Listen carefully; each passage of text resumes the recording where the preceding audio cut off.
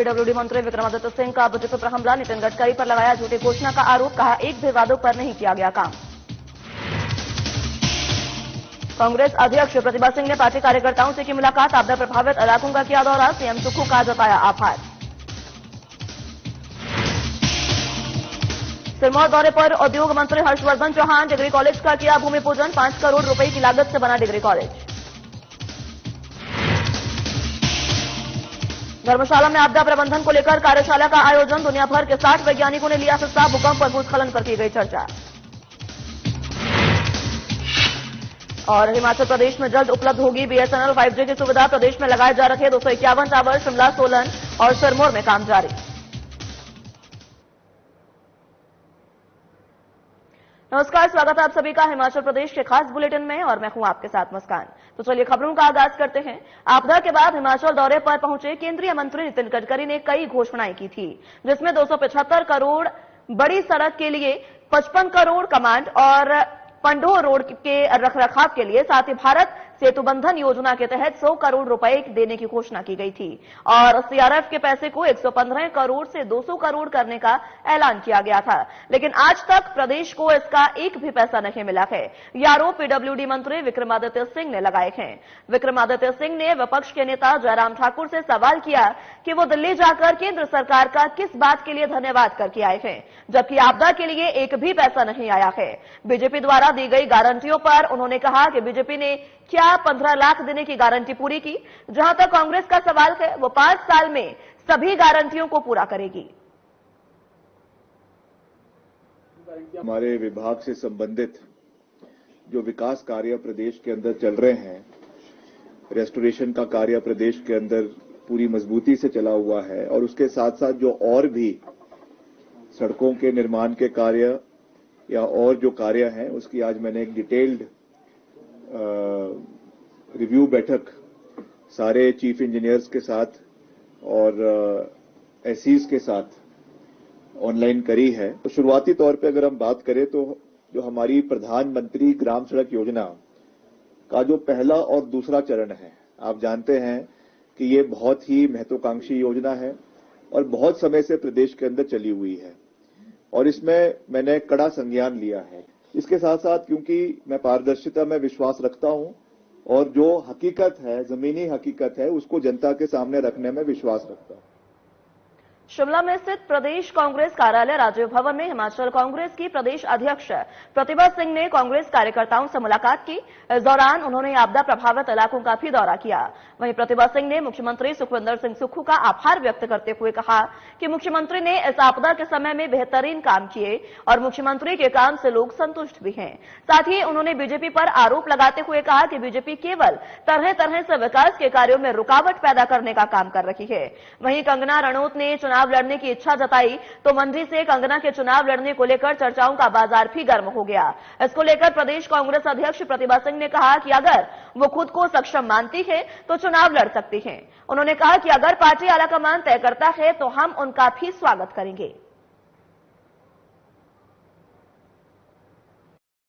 देखिए, जहां तक बीजेपी का सवाल है, बीजेपी तो तरह तरह की रुकावटें पैदा करने का प्रयास कर रही है। जहां तक आप ये कह रहे हैं कि जो हमने मैनिफेस्टो में बातें कही है, आपको पता ही है कि हमने पहली गारंटी ओपीएस देने की बात की और वो सरकार ने पूरी भी की है। आज लोग संतुष्ट है, लोग खुश है कि हमारी एक मांग को पूरा किया है।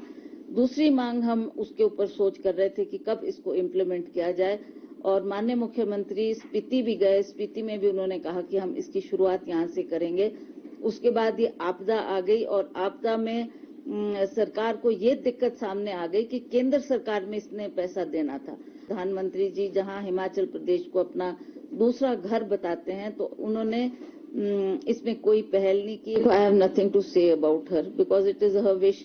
अगर वो सोचती है, वो सक्षम है, लड़ सकती है तो ठीक है, and rest is for the high command to decide. BJP से चाहती है, कांग्रेस से चाहती है, मुझे नहीं पता किधर से वो टिकट चाहती है। जो भी पार्टी समझे कि वो जीत सकती है तो ये उनका निर्णय है, ये उनका फैसला है। मंत्री से ये बात की थी, मुख्यमंत्री जी ने स्वयं ये कहा था कि एक दिन मैं भी दूंगा, उसके बाद सारे मंत्री भी आएंगे।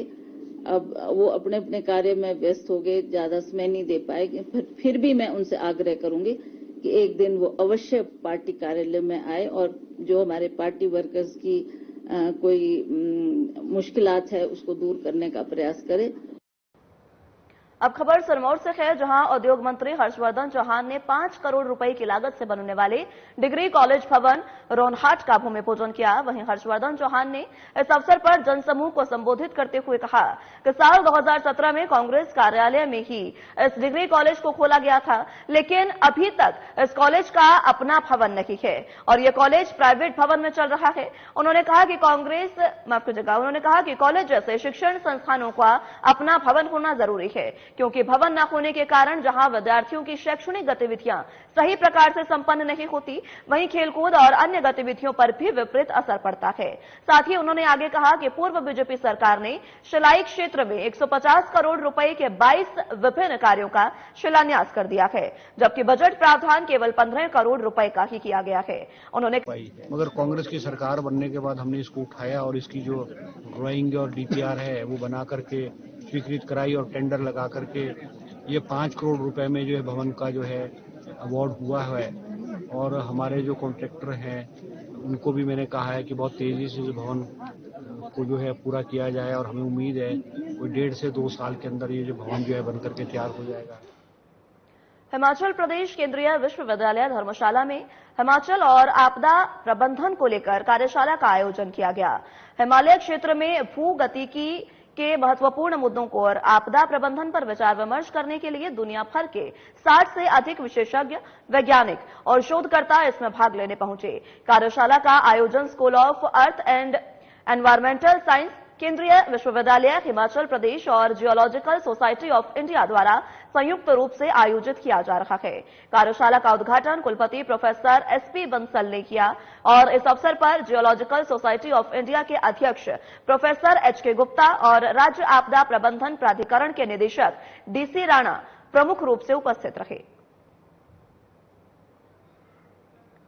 हमारा केंद्रीय विश्वविद्यालय, जैसा मैंने पहले भी कहा था कि ये 2 साल पहले बिड के माध्यम से हमें ये जो 3 दिन की वर्कशॉप है, राष्ट्रीय वर्कशॉप, ये कार्यक्रम का जो आयोजन करने का जिम्मा था वो हमारे केंद्रीय विश्वविद्यालय को मिला था। मुझे खुशी है इस बात की कि आज हमारे पास लगभग पूरे देश से 160 के आसपास डेलीगेट्स आए हैं। 3 दिन में मंथन होगा और एक व्हाइट पेपर के रूप में जो है वो निकाला जाएगा, ताकि ये व्हाइट पेपर जो हिमाचल सरकार को और केंद्रीय सरकार को सबमिट किया जा सके। देखिए, सबसे बड़ी बात तो है कि पहले हमको यथार्थ में ये समझना चाहिए कि 21वीं शताब्दी के अभी केवल 22 वर्ष पूरे हुए हैं, 23वें वर्ष में हैं। इन 22 वर्षों में भूकंपों में से और भूकंपों जनित सुनामी से जितने जाने गई हैं, पूरी 20वीं सदी में उतनी नहीं गई थी। ये इंस्पाइट ऑफ हमारे जितने भी टेक्नोलॉजिकल और साइंटिफिक डेवलपमेंट थे उसकी वजह से के बाद भी आज ये हालत है। और इस हालत का कारण क्या है? वो ये कि जो भी हम रिसर्च कर रहे हैं वो जनता तक नहीं पहुंचा पा रहे। इस वर्कशॉप का मेन थीम बेसिकली अर्थक्वेक और लैंडस्लाइड फोकस है। और हिमाचल को अगर आप देखते हैं तो भूकंप की दृष्टि से और लैंडस्लाइड की दृष्टि से, दोनों दृष्टियों से बहुत ही संवेदनशील है। और एक मुझे लगता है जो साइंटिस्ट हैं, रिसर्चर्स हैं, जो इन्वेंटर्स हैं, उनका और पॉलिसी मेकर और इम्प्लीमेंटर के बीच में एक डायलॉग रहना चाहिए, ताकि जो सॉल्यूशंस जो हैं और R&D इंस्टीट्यूशन में तैयार हो रहे हैं, जो रिसर्च है, जो जानकारी उनके पास है, वो फील्ड तक पहुंचे और उसको हम इम्प्लीमेंट करें, ताकि आपदाओं के प्रभावों को कम किया जा सके। शिमला में संचार और आउटरीच कार्यक्रम के तहत 5 दिवसीय प्रदर्शनी की शुरुआत हुई। प्रदर्शनी के जरिए भारत सरकार के 9 सालों के विकास कार्यों को जनता तक पहुंचाने की कोशिश की जा रही है। प्रदर्शनी का आयोजन सूचना और प्रसारण मंत्रालय केंद्र सरकार की ओर से किया गया। बता दें कि प्रदर्शनी में आगामी 5 दिनों तक मोदी सरकार की योजनाओं की जानकारी जनता तक पहुंचाने का लक्ष्य रखा गया है।